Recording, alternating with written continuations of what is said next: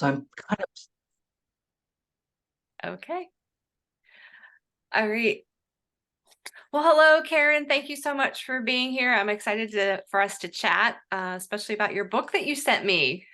well, thank you for having me. I'm delighted to be here. Yeah, so I've been reading through it. I haven't quite gotten through all of it, but there's a lot of great chapters I've, kind of went through, and I'd like my audience to get to know you a little bit better. And I always like to start with the story of, what sparked your love for travel. Well, in truth, I'm a native New Yorker, so we'll start with that. Born Yeah, and raised in Manhattan.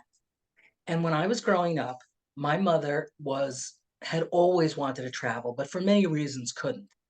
But she decided that New York City was a great place to learn about the world, which in fact it was and remains. It's a hugely diverse city, has been my entire lifetime. And she would take me to museums and restaurants and performances. And in every case, we would talk about the country and we would talk about the people who were performing or who created the art. And it got me really interested. I wanted to see it for myself. And that kind of was the beginning of it. And then I went to Europe on my own, mostly to escape New York, which is interesting. Um, but it was the late 60s, which was not a great, sorry, my dog has just jumped on my lap. Anyhow, would you like to say hello to the camera? Say hi and then go oh, to hello. anyhow. Um, I went to Europe on my own and I was there for 3 years and Wow. I fell in love with travel. I mean, I ended up going to university in London, which was not my original plan. My original plan was actually to go to the Netherlands. And if you want to read about it, it's all in my first book. So Yeah. I won't go through it now. But in truth, it was that got me absolutely convinced that I had to see the world. If I hadn't thought it before, that absolutely did it for me. Well, I will say travel in general will certainly change your plans, right? It sounds Oh like, yeah. Oh yeah. And the but list never gets shorter. And people say to me, but you've been to so many countries. Aren't haven't you seen all of them? Well, A, no. And B, places change over time. And right. C, if you go to Paris, that's not seeing France. No. If you go to Yeah. Sydney, that's not seeing Australia. So you really have to go to a lot of different places to get a real sense of what the country and the people are like. Well, that's a great segue into kind of my next question is like, you said you started traveling in your 20s, and I won't ask how old you are now, but I know, I know for a Many fact, decades ago. It was yes. many decades ago. And I know for a fact, my audience is 50 and above, and you fit that category. So we'll just stop there, right? Hey, you know what? I'm about to have a birthday. It makes no difference to me. I'm about to be 72. So, Oh my gosh. I hope I yeah. can continue to travel all the way through into my 70s as well. But how has travel changed? Like you look at, your days of travel in your 20s versus, what you've been doing maybe in your later years. What is different about that? When I was younger, I was one of the most adventurous people you can imagine physically. I've always been adventurous and I remain adventurous, but there are things that I physically cannot do anymore. When I was younger, I climbed Kilimanjaro. I climbed Fuji. I climbed Mount Shasta. I live in New York, most of the Adirondacks. I can't do that now. It's not even a physical possibility that I could do that. So I'm very glad I did those things then. But it doesn't mean that I have to stay home or that I have to Hmm. take a cruise. What it means is I need to think about it differently. Mm. And I focus trips now not on hiking, um, but on art or theater or dance or things that I absolutely love that I can do at the stage I'm at now. Yeah. I'm a foodie. I love food. Um, to cook it, to eat it, however you want to describe. But I particularly love cooking, and I've taken cooking classes all over the globe. I can still do that. Yeah, That's not, you know, that's something that I can absolutely still do. And it's very participatory, which I love.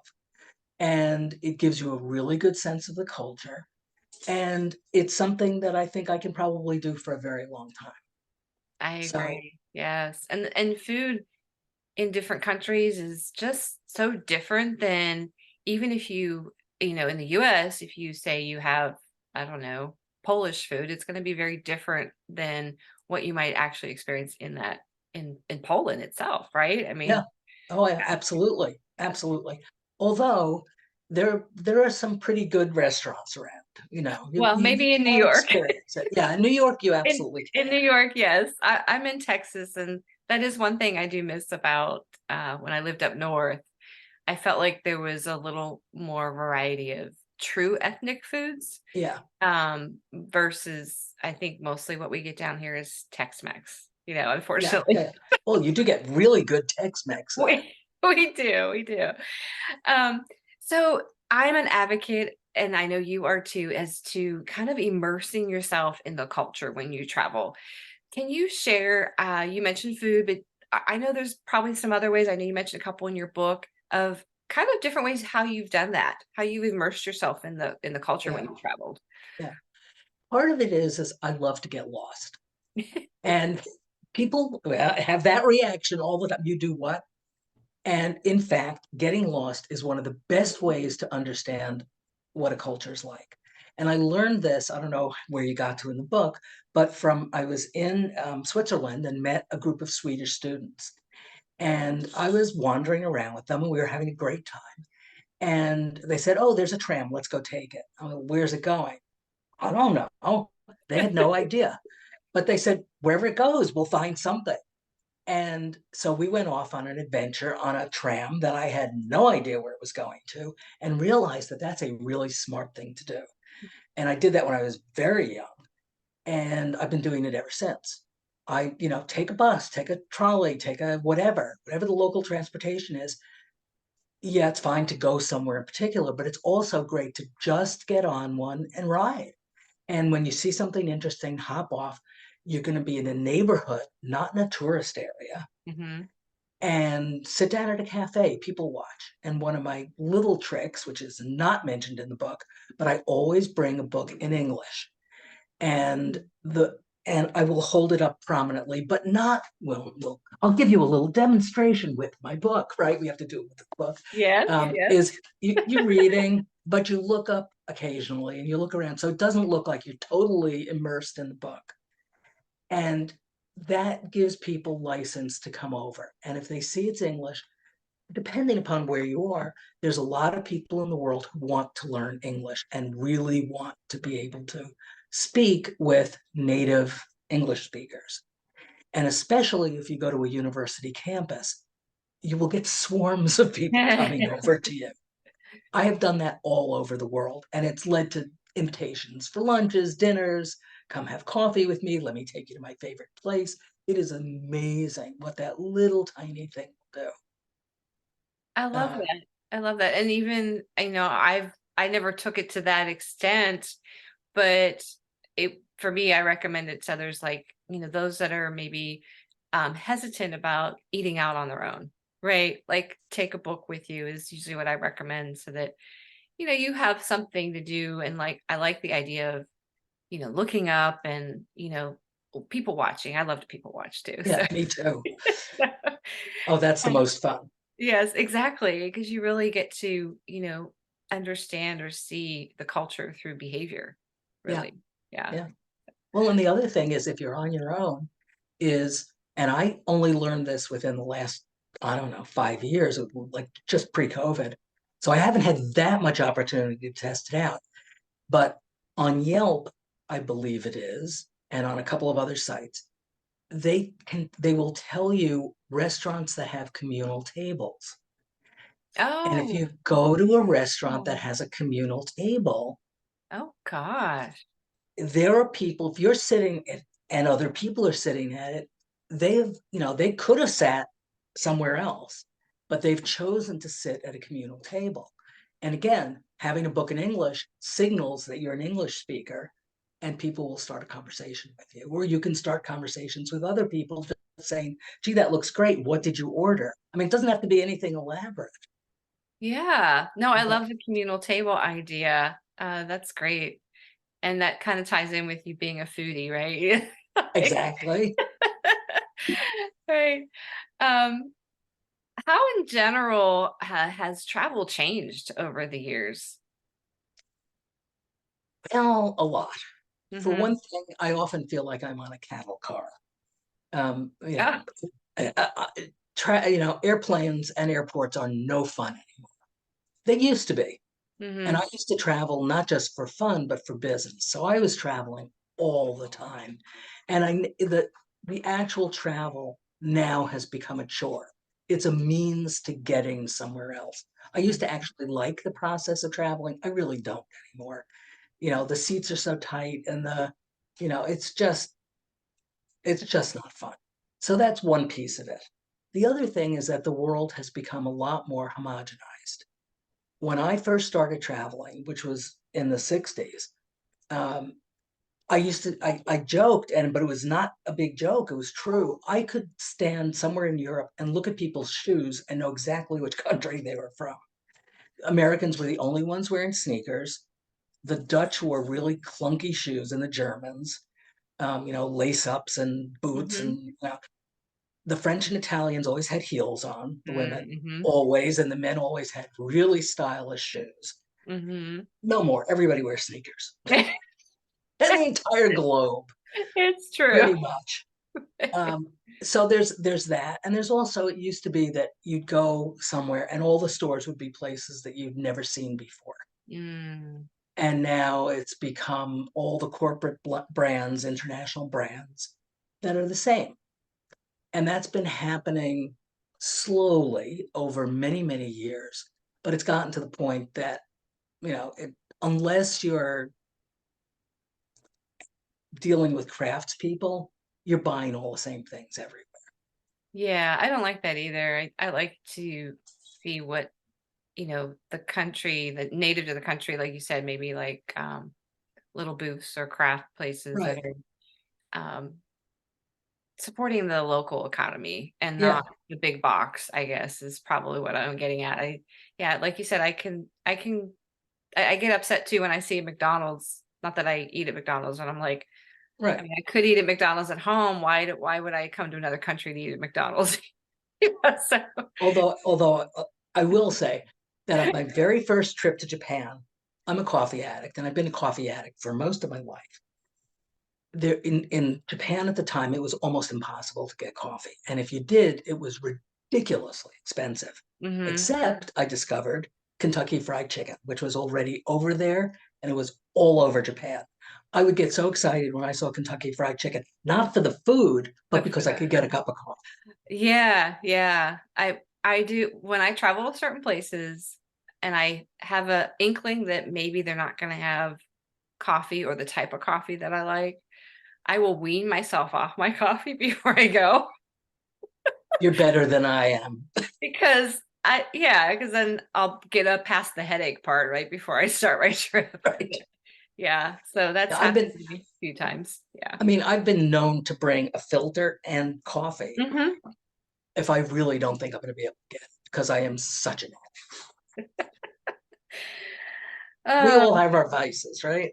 well, speaking of food, and you are a foodie and you've used cooking classes, you recommended the communal tables for people to kind of get immersed in the culture. But share with me what has been the most exotic food that you've encountered or tasted in your travels? I've eaten a lot of very strange foods. Very. The worst thing I was ever served, no question. Well, I have two of those, but the single worst thing that was in tradition and it was a real food was when you're in Peru, they eat guinea pigs. And I had been in people's homes and seen them running around the kitchen, which the first time I saw it freaked me out. I thought it was rats. But no, they're guinea pigs and they're meant for special occasions. Mm, And mhm. then I went to a restaurant and the person who was with me ordered for me.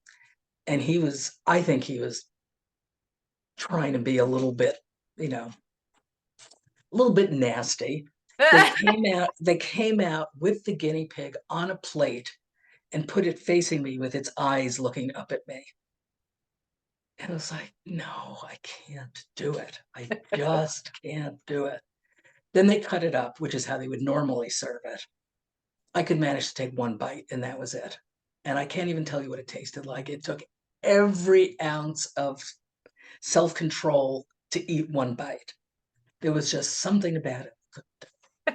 So that was possibly the worst, the worst ethnically appropriate food. I've had some meals where I was in Tanzania Mm. and out on safari, on a very cheap safari, I might add, a long time. And the people who were the guides were British, and they had been teaching the locals how to cook. Well, Tanzanian food and Western food have zero in common. They eat a gruel called ugali, which means made out of corn, Hmm. and it's grits, or and it becomes a stew and all this. Anyhow, one night after a photo safari, we were out, looking at animals. We came back, and there was this scream, and the scream turned out to be that they had taken everything we were supposed to have for dinner and put it into one rather large bowl.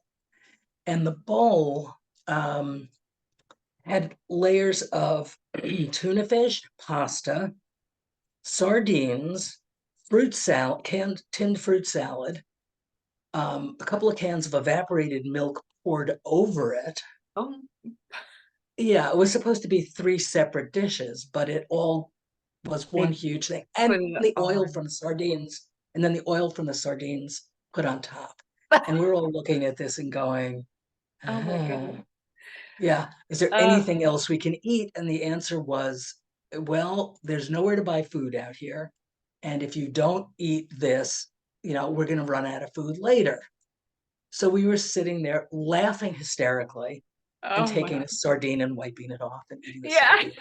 Then eating, there's a little thing of peaches, take a peach and clean it off and eat the Yeah. peach. Because that was the only thing we could do.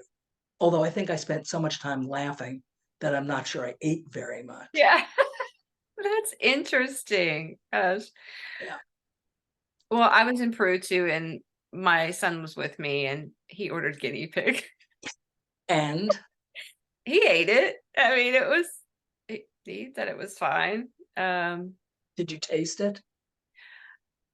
I think I did. I'm trying to remember. It's been a while.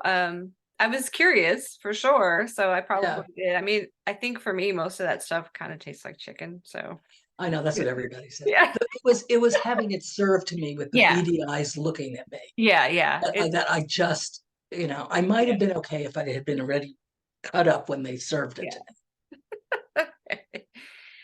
um, well, different places you've gone. Well, tell me how many countries have you been to? 95, 95. See? 95, and See? counting, And counting. and Awesome. counting, and many, many, many of them many times, You've been, because I yeah, was traveling for business as well as for fun. And so there were places that I went back to. I've been in Japan easily a dozen times. I've been in Australia 8 times. Just to give you a well, sense of it. and those countries are so huge. You have to go back. Like there's just so Well, much to see. in Japan, at least three-quarters of the trips were just to Tokyo because I was doing business in Oh, Tokyo. okay. But because I own my own business, I was able to take a few days off, either at the Mhm. beginning or the end. And so I would take trips out of the city. Yeah. But the truth is that, mostly it was in Tokyo. I got to know Tokyo relatively well, but which I still get lost in because it's a very confusing city. Yes. Yeah. Another story. My son got lost there too. He missed his flight because of it. Ooh, ooh, Yes. yeah, But yeah, that anyways, doesn't, yeah, he got on another flight. It was fine, but yeah, he said it is confusing. There are multiple layers of, I guess, the subways, right? yeah. Yeah. Well, part of it also is that the streets It's not streets. If you're on a block, each of the four streets has a name. Then if you move one block over, it can have completely different names. They Oh. don't go through. So it's not like it's Broadway that goes for two Hmm. miles.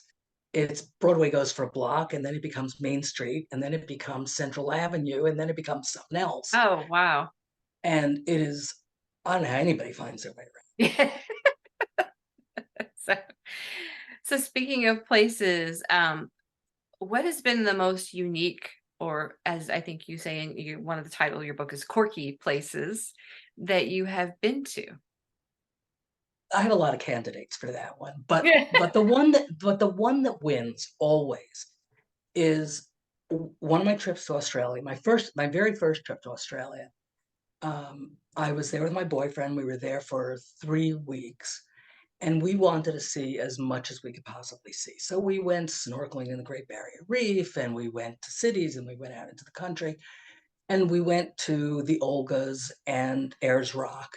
But I really wanted to see the outback in places that tourists don't go.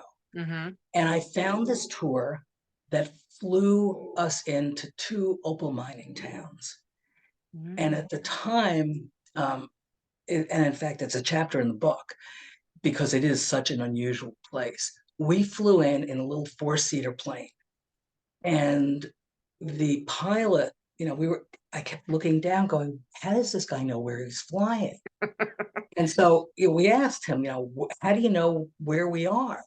He pulled out a road map, opens up the road map, points to a very thin little line, and he says, look down. You see there's a dirt track there? That's what we're following. Oh And my I thought to God. myself, yikes, what happens if there's a windstorm? How do you ever find this place again? It was because it was certainly not paved and there were no markers on it. Anyhow, we got there. At the time, and I doubt it's a whole lot bigger now, it was a town of 30 families, and they live part of the year during their winter above ground. But during the summer, when it can get as high as 120, 130 degrees, they all live underground. Hmm. And because it's cooler, it's a Yes. consistent Yeah. 70 degrees. And we stayed with this woman, we stayed overnight in town. And all over town, there are signs saying, be very careful because you can fall into a mine because there's just these holes with nothing blocking them off. And you step in correctly, you can go, and the shafts are apparently very, very deep. Wow. And she had this, very simple home above ground. And then she opened a trap door and leads us downstairs.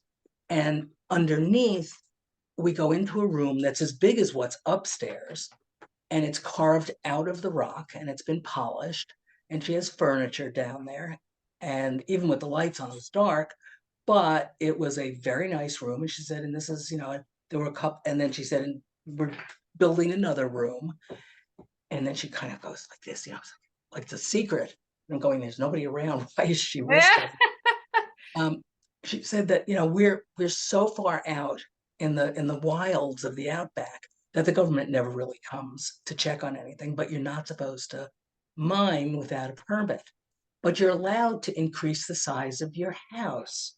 Oh, So, okay. so there were people who just had 10 and 12 and 14 rooms. They didn't care about the rooms. What they cared about was finding opals. And she said that she took us into the next room, which was she was building, and said that she had found a really good vein of opals there. Oh, And that it more than paid for, like many, many times more than yeah. paid for her doing the excavation there. Wow. And she said, and you want to know which houses are the biggest? Underneath, look around at the piles of rubble that are around their homes. Okay. But the government's not allowed to enter private homes, so they can do whatever they want. Even if they see that they've done this, they can do nothing. Wow. Yeah. So it was really fascinating. And That is then, fascinating. yeah, and then while I was there, I bought opals, and and she turned out to be something of a shark. She was negotiating. She looked like this very sweet old woman, but boy, she knew how to negotiate. But I still got a better deal than I would have gotten almost anywhere else. And Right. then the next day we flew to Cooper Pedy, which more people have been to, because that's a major opal trading area. And so a lot of Asians come in there to buy opals. And they Mm. have a church that's underground, and they have a hotel that's underground, and they have restaurants and stores that are underground Oh, because it cool. gets so hot there. And Yeah. that, and because there's opal trading there, they want people coming in all year. But you Mm. can't have them above ground because you can't, there's no way to air condition them, and Yeah. it's just way too hot to be above ground. So it's like a whole town that's underground. Underground. That's so cool. I'll have to remember that. Yeah, it's a fascinating place to go to. Yes. Really, really fascinating place to go to. Well, what has been your favorite place to travel and why? I know, like you said, you've been to so many countries and it's hard to narrow it down to one, but if you had to, what would that Well, see, be? I have the greatest answer, and I have to admit I stole it from a friend. When everybody asks that, what's your favorite place? Wherever I'm going to next. That's my favorite place. I like Um, that answer. Yes. yeah, because almost impossible. I like different places for different reasons. I love Greece. I used to, for 6 summers, 7 summers, I spent 3 weeks or so on Crete, and we rented the same Mm. house, and I rented it with a group of friends, and we got to know it's a very tiny town, maybe 500 people, no hotels. And we got to know the people in the town. They'd see us when we'd show, the Americans are back. Um, and we just had a great time there. So I have a great fondness for it. Yeah. Unfortunately, once they became part of the EU, prices went up exponentially, and it Mm. became too expensive for a number of the people in the group to go. So we just stopped going. But it's somewhere that I really want to go back to because I just have Yeah. such great memories of the place. Um, and then there are some places that I've loved in the past that I will never go back to because I know they've changed so much and I don't want to see how it's changed. And one of those is Bali. I've been in Bali 3 times. Once in the 80s when it was pristine and beautiful and really unspoiled. Once again in the 90s, and then again in about 2012, 2011. And the Australians had taken over, and not in a good way. And so now it's they cater to tourists. You know, all of the cultural things have become tourist shows as opposed to. I mean, I think they still have the cultural things, but it's harder to find them.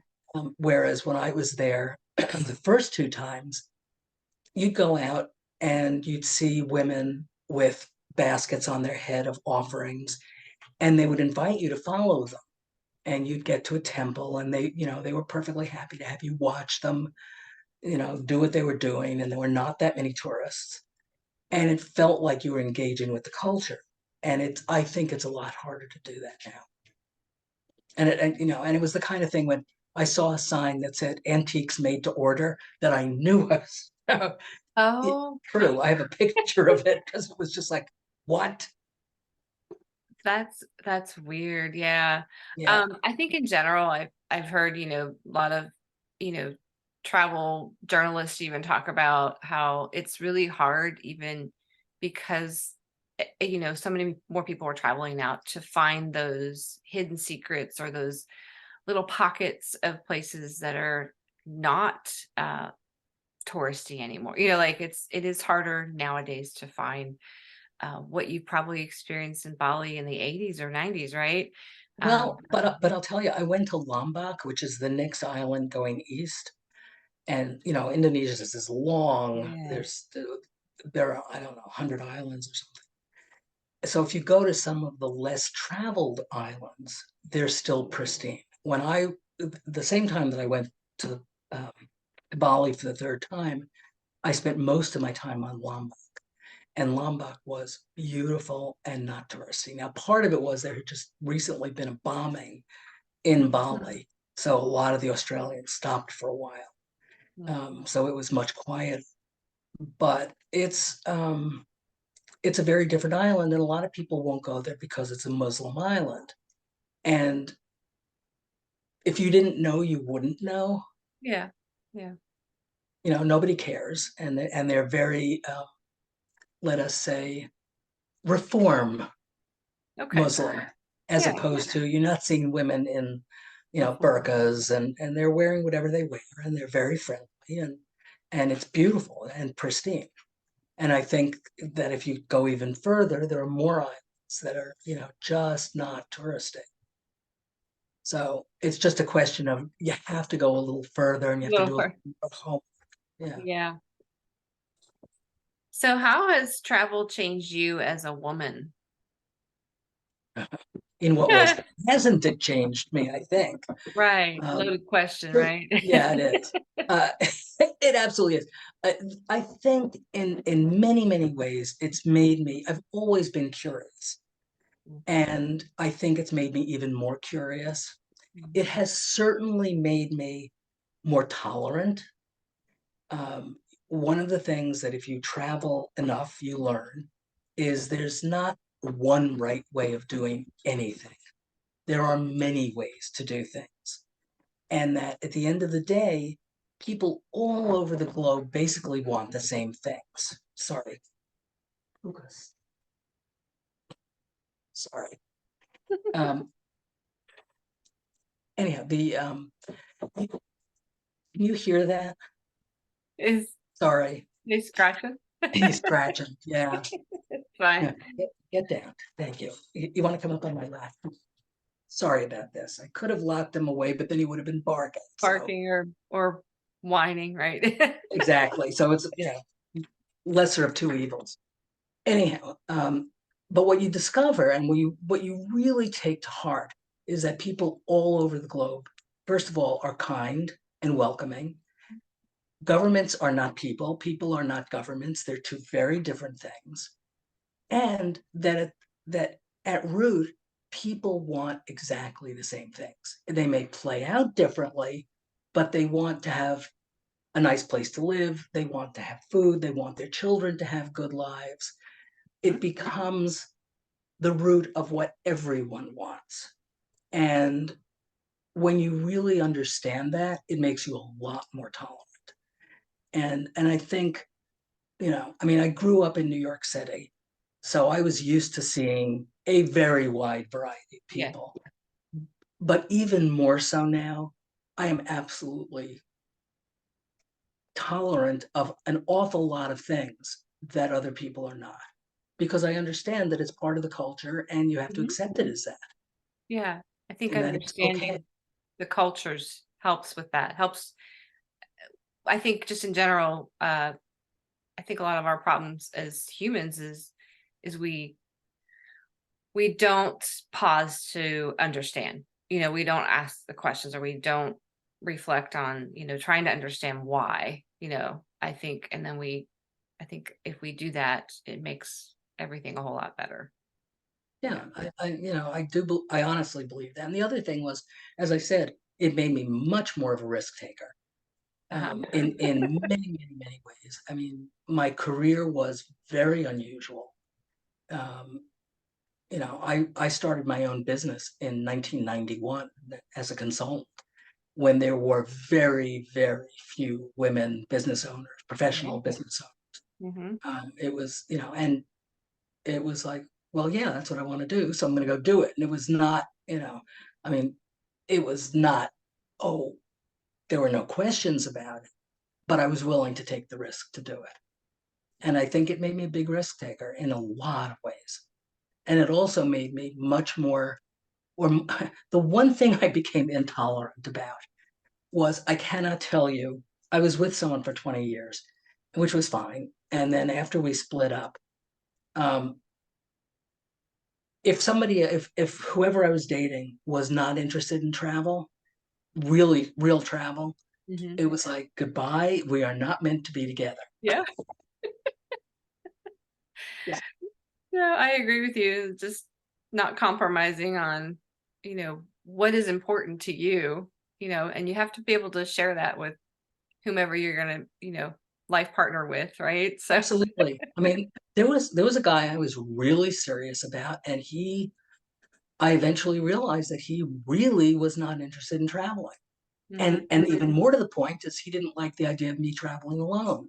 Oh, And it's like, I'm sorry, this is not going to work. You're a exactly. fabulous guy. I love you, but no, Yeah, I am not willing to do that. It's too important to me. yeah, excellent. So that does that about explain it? Yeah, oh yeah, how travel's changing. Absolutely. Well, what advice would you give to other women, particularly who might be fearful of traveling alone? Yeah. There's a lot of that because I give a lot of talks. Hmm. And in fact, I teach classes in New York about, for people who are afraid to travel. Yeah, So I have a lot of advice. Yeah, oh yeah. And there's a lot of people out there, a lot of them. And I understand it, especially after COVID. yeah. Um, and part of it is you don't have to start out by going to China. Look around where you live. I mean, during COVID, I couldn't travel and I'm a fanatic. So I decided I was going to look at the New York area as if I were a tourist. Hmm. And I started looking at parks. I found out there's hundreds of parks in New York. I had no idea. So I started systematically going to visit them, and they were fabulous ones. I got really interested in street art and Hmm. looked around for all the street Wow. art that was all over the city. Yeah. I couldn't go inside to see art. All the museums were closed, everything was closed. But I've said this to people, go explore in your own neighborhood. Take a 50-mile radius around where you live and start looking online to see what's out there. And I guarantee there will be things that you know nothing about that are interesting. Yeah. And I say this having spent a lot of time traveling in the US. So I know that that's true. And if you decide you do want to go somewhere, once you've done a little bit of that and you decide you do want to go somewhere, pick a thing that you're really passionate about.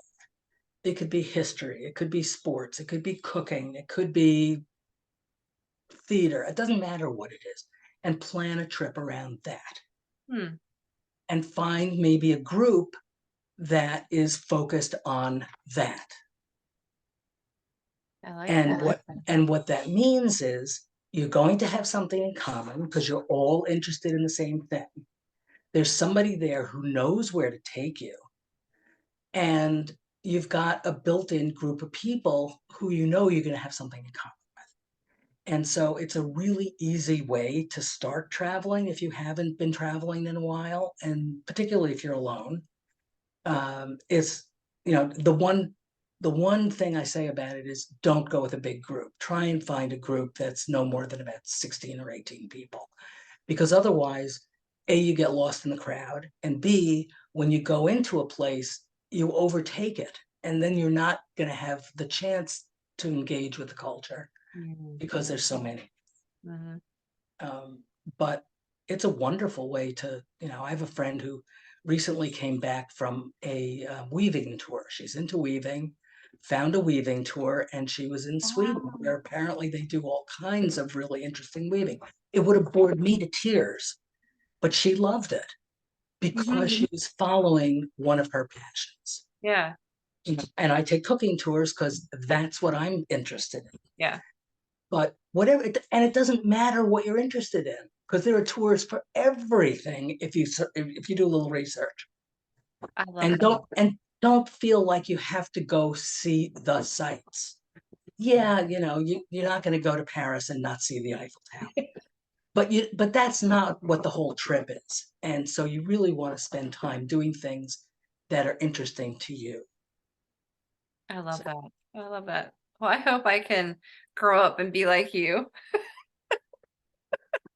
and get to all those countries that you've been to. But I've been enjoying your book. You have two books, right? I do. I Yes. do. So can you share with my listeners, I guess, how they can get your books Uh, and where they can find you? okay. Well, this is the other book. This is Travel Mania. Travel That Mania. is the Okay. first book. Mm-hmm. Um, you can buy them anywhere. They're Okay. on Amazon, they're on Barnes and Noble. Most major bookstore chains have them if they don't ask for it because you can get them. Okay, great. So that's not a problem. I don't have an audiobook, which everybody keeps saying to me, why don't you have an audiobook? But I don't. But if you want a Kindle, you can get a Kindle. Mm-hmm. And I am all over social media, God knows. Um, Okay. I every single day I'm on Facebook. Just look up my name, you'll find me. Um, and every single day I write a 100-word essay. Oh, Every okay. single day. So that if I do nothing else, that's the writing I do every day.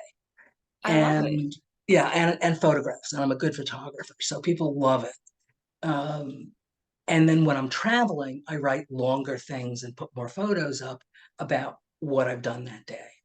So you And have a people, blog then, or yes, related? well, Okay. there's a blog on my website, which is karengershowitz.com. Okay. I'll make But sure I include that in the notes so they can yeah, hyperlink with yeah. you. And I'm on LinkedIn and I'm on Instagram. These days you sort of have to do all of Yeah. it. But but if you're interested in following me and really knowing what I'm doing, join on Facebook. Okay. So I will make sure I include that in the notes. So if someone wants to connect with you or follow you, um, you got 2 books out there that if people want to read some more about your adventures, right? They're very interesting. They can grab that at any bookstore or Amazon.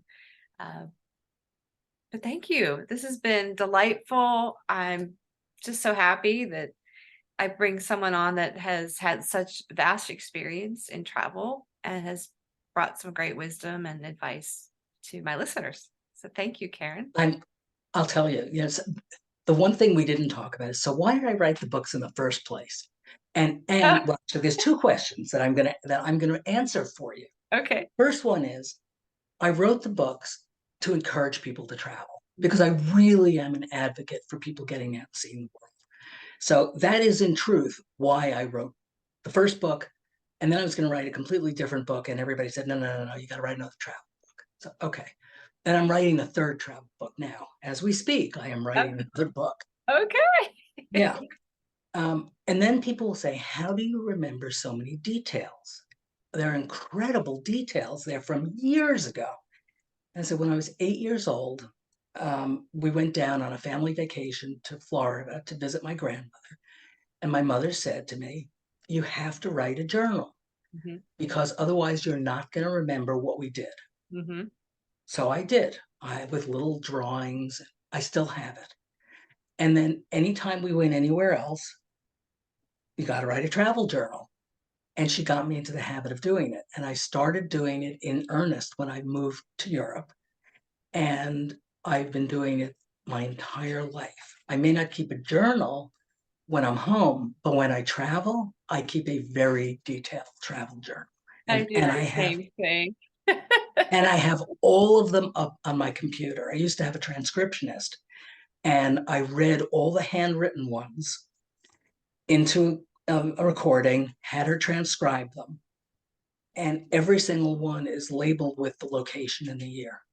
So Mm. I can look up anything. Oh, that's so fun. Yeah. Keeping your memories that way. I love it. So, well, now we can read about your memories in those places, Yeah.